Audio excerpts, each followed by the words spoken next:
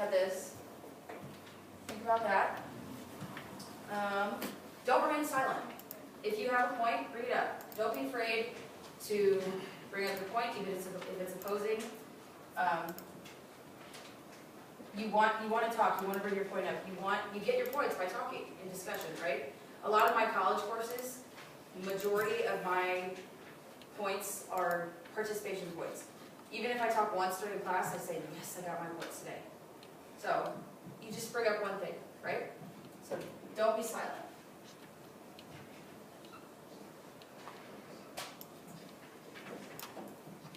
Okay. On the other hand, don't hog the conversation. There are a few leaders, there are a few not so leaders, but you don't want that one person to say everything at one person. There's a little diagram. If you draw, like, this is our circle. There's these many people in the circle. If this person starts a conversation, they talk, this person happens next, and then this person. And then these two get into it. This person gets into it with them. This person talks, and it just goes like that. This person only said one thing, this person hasn't said anything.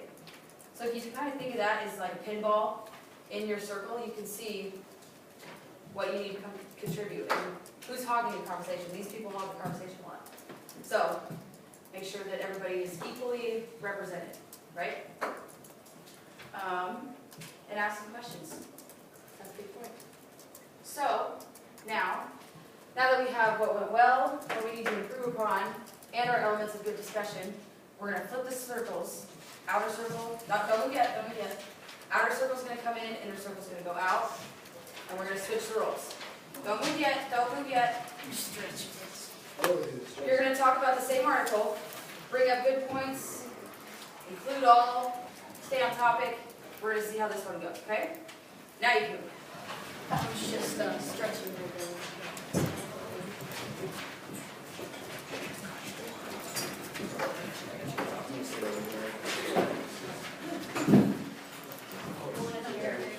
Hey, can you put out a little bit when you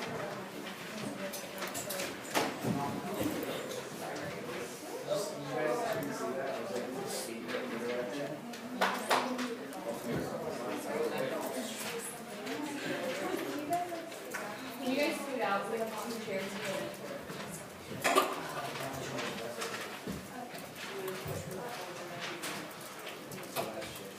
Is everybody good? Okay, so outer circle, you're going to observe. Think about what we've written down, what we've listed. Make note if you need to in your head, if you have a pencil, you can, of what they're doing well, what they need to improve upon. Inner circle, you can refer back to our list. If there's ever a lull, there you go. Okay? Ready to go? I kind of find it funny that it says a movie that exposes this was premiered in 2010, chronicles a 2010 death. If there was more of these, I thought, wouldn't it be like, wouldn't it have come out sooner, or would there be more of this? Did you say the movie came out in 2010? 2013. It chronicles the death of the 2010, chronicles the 2010 death of SeaWorld train. Since its 2013 premiere. Yeah, I just. All right. Yeah, like why would they wait that long to bring something to the public? To inform them about this? It takes a long time to make movies. I think that, yeah, it takes a long time to make a movie, but maybe, like, I don't know this for sure, I'm just like throwing this out there. Maybe the people that made the movie had a previous problem with SeaWorld and they had waited several years for something to go wrong so that they could make a movie that like exposes SeaWorld. I don't feel like you can really trust this article either because there are a lot of grammatical type errors. Like in the first sentence, they combined the word to and the word exposed together, and then in the third paragraph, they have a fragment which doesn't involve anything within the paragraph because it was talking about the SeaWorld trainer in Orlando, and then the final sentence says SeaWorld has a park in San Diego. I think also the article kind of doesn't give us enough information to you know, it's saying all this stuff. Well, it says this, that animals in human care should be considered slaves. Well, they don't give more detail. They just tell us that this woman believes that they should be considered slaves. They give us enough, I believe that they don't give us enough information to really decide whether or not this is, I'm not a good place for them.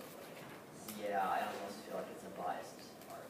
Yeah, I agree because, it says here it says that some of the activists that were involved in this were partnered with PETA, and as we, I guess mostly all know that PETA is like an extremist animal rights group, and they don't believe in even pets or veterinary offices. So if they don't believe in things as simple that almost all of us have used, I mean, I'm sure almost all of us have pets who have visited a vet's office at one point or another. I mean, my parents are veterinarians, so I know how can they be trusted with something as big as a deal with SeaWorld, which is quoted as one of the most trusted zoological institutions, which is also biased, but it's true. I think most of us trust zoos and parks like that. The whole last part of this, like, whole paper is this quote from a SeaWorld spokesman. So, I mean, spokespeople. Who says you can trust them? I agree with what you said, Jamie. I saw the documentary Blackfish in Science. So what I saw kind of convinced me that SeaWorld isn't or shouldn't be respected a lot just because they did lie a lot to the public or like just make kind of shitty deals. So I just feel like SeaWorld's not completely right in either system. Yeah, and SeaWorld's trying to change and train animals that instincts are to like attack when they need food and stuff. And they can like like the trainers can look, they can like misread the trainers and do something different. So I think that's kind of why they attack too. I think it's also important to know the difference, that this is just one animal park. There's a couple of thousand out there in the US and all over the world, so, I mean, there's a difference between SeaWorld, who gets all this publicity, and, you know, my grandma's Tulsa Zoo, you know, where they take great care of their animals, and there's a difference. So if we say that animals under captivity should be considered slaves, we have to look at the whole picture. It's just SeaWorld. There's other zoos and zoo people and vets and all these great people doing good things for animals in captivity. Like, they're in captivity for a reason, not usually just there to entertain us, you know. I just think that SeaWorld is maybe not the greatest place in the world, but that's okay, because there's other places that those orcas could go chill. Going with Will's point, zoos have been made not to create clowns out of animals. They were made so the public can come and see what different types of animals there are in the world and just know what's out there. Whereas with SeaWorld, I've been to SeaWorld, and they just made their animals solely to make them as clowns and have the public laugh and everything. And I don't think that that's okay. Kind of like, oh, sorry, go ahead. Well, yeah, like on that, I mean, SeaWorld is focused on because it's, you know, the biggest one that makes a ton of money. And because of that money, they can pull all this, you know, like crap with, you know, hiding stuff and controlling things because they have the money. I actually think we're getting a little bit slightly off topic here. We're kind of divulging on things. But yeah. I think this point has already been brought up, but it only states, like the release says, the Orca Welfare and Safety Act. I mean, it's only on orcas. I mean, while that is a problem, it's also still like, there's other problems that could be addressed, not just orcas. Does anyone have any other points? Well, I was gonna say, like what Neil and Elizabeth and Sean all said is like kind of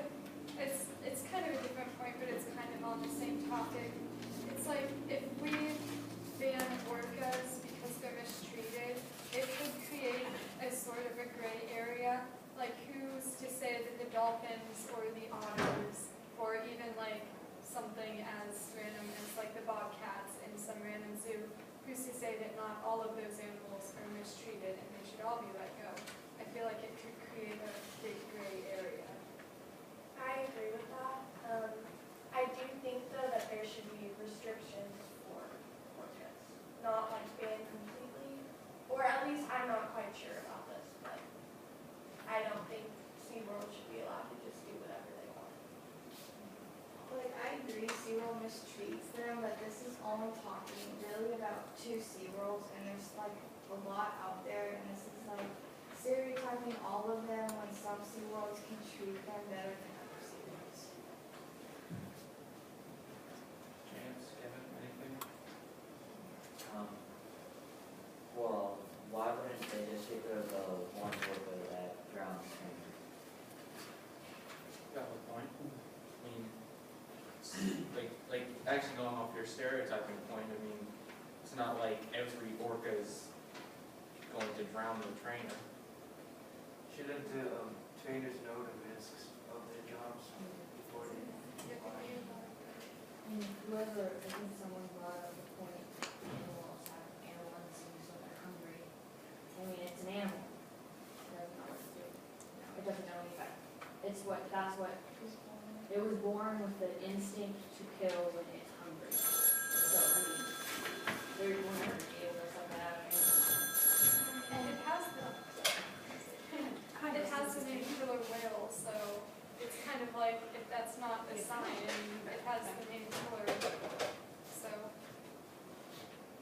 And, along with Camille's point, what the trainers do is they tease the animal basically, like they hold the fish or whatever up and make them do tricks for it. So they could have just gotten really ticked off about that and was like, I'm gonna drown you. Yeah, I don't know about you, but if someone's holding food out in front of me and I'm hungry, they ain't holding that for very long. Case? I'm not sure who said it, it might come from the previous discussion, but somebody said, like, if you release the whales, then what about all the other animals? And I'm totally with that, but just to bring up a opposing point, if you're gonna keep all those other animals, why can't you keep the good ones?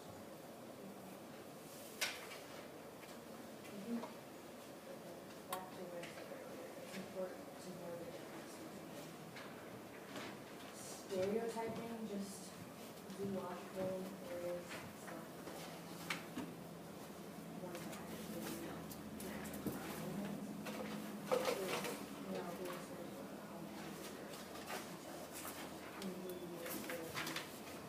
Kevin compared to, we went to see in town, we met the tiger. You know, they loved on that thing until this last day, and another brown that big bear that died a few years ago. I was so sad about that, 'cause I knew they took care of it, you know? In my opinion, I think that the bigger a zoological area is, the more likely they are to mistreat animals. Because they'll have so many different types of animals and have to keep up with all of them that they could get sidetracked and forget to feed some of them. And it's really hard to find people who are willing to help with that type of stuff as well.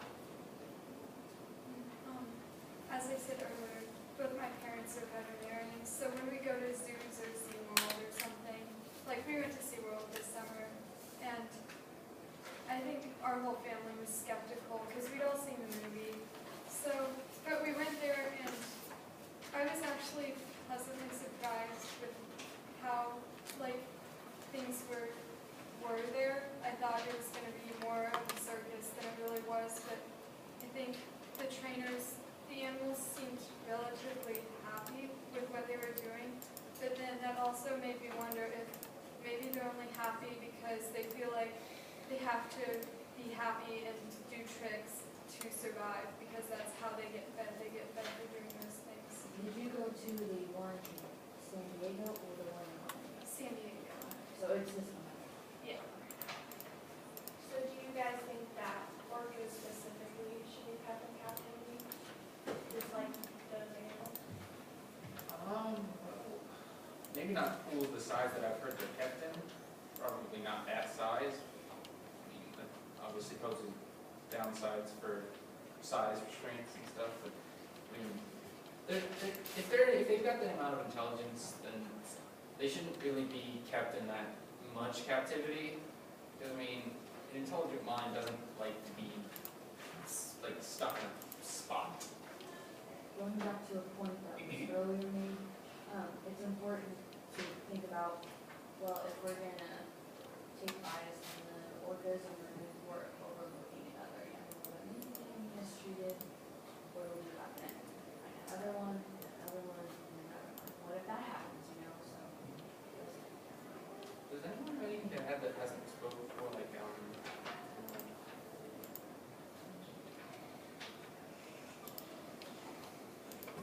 there's a lot of people in this discussion haven't really spoken a lot, just trying to see if anything, anybody else has anything to say.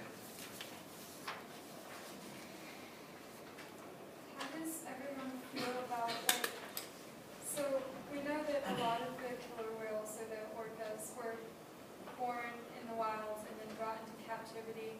But how do we feel about the ones that were born in captivity if they were raised by humans, and even if they were gradually let go into the ocean, they were still born in captivity? That's the life they know. Do we think they're happy there, or do you think they still have that natural instinct and they want to be free? Oh, there is, well, I saw your trying to speak, so. I think that if they're born in captivity, that's all that we know about it. Like, they don't have that longing to be back in the wild because all they know is the trainers feeding them and doing tricks and everything. So I think if you put animals like who were born in captivity into the wild, they're most likely to die. I'm gonna pause, I hate to do it right now, but, are you gonna discuss those things? Cause I need Yeah, like 3 or 4 minutes so they can get with their groups. We're out at the 24. okay. You guys are just doing so well. I know.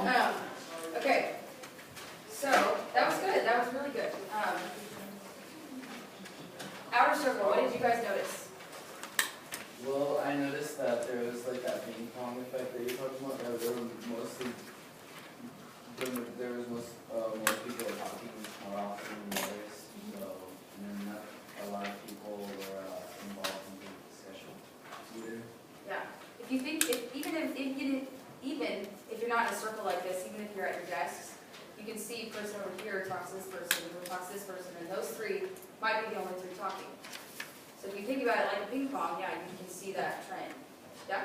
I think that they kind of go off topic sometimes on some of their discussions that we brought up, but overall, Yeah. they kept it going. Yeah. If you get off topic, that's okay, as long as you can relate it back to the topic of the article. And for the most part, you guys did, but I agree. But you guys did a good job of reeling it back in, saying, okay, I think we're off topic. What do we think about this? What did they do well? They asked questions. A ton of questions. Anybody else notice that? So many questions were asked. That was awesome. Did everybody listen to everyone? For the most part? Were there any interruptions? Accidental, yeah. But that's okay. Tone, how do we feel the tone was? It's good? Yeah. You guys did a really good job. And the first Socratic seminar, you guys are my guinea pigs.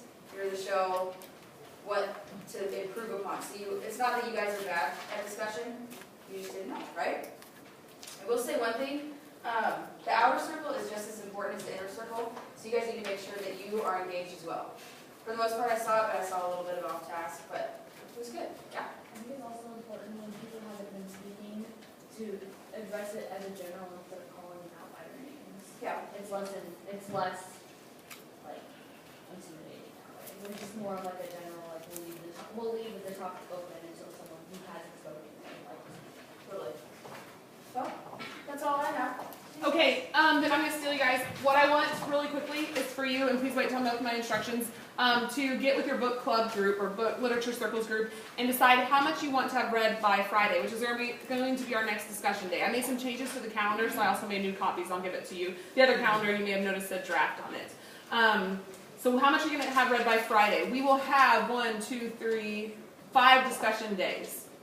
So maybe you wanna divide the novel up into fifths, although now I'd say sixths, because you've already read some, but totally up to you. And could Melissa's group let me know how much you want her to read? I'm gonna send her a message on Edmodo. Okay. Fahrenheit 451, raise your hand. Is it 1, 2, okay. Anna, is that the one that you? Yeah. Okay. So, All right, go ahead and get started. If you have your Yes. Bring back to group of 3. I lied. you said that none of those ones I did it. I was thinking that Kelly had said she wanted to also, but if you find I'll probably try to visit more, just so that you guys can have a fourth person to discuss with. So this is for you. Yes, we're good. Okay, I can do that. If anyone is not loving their book,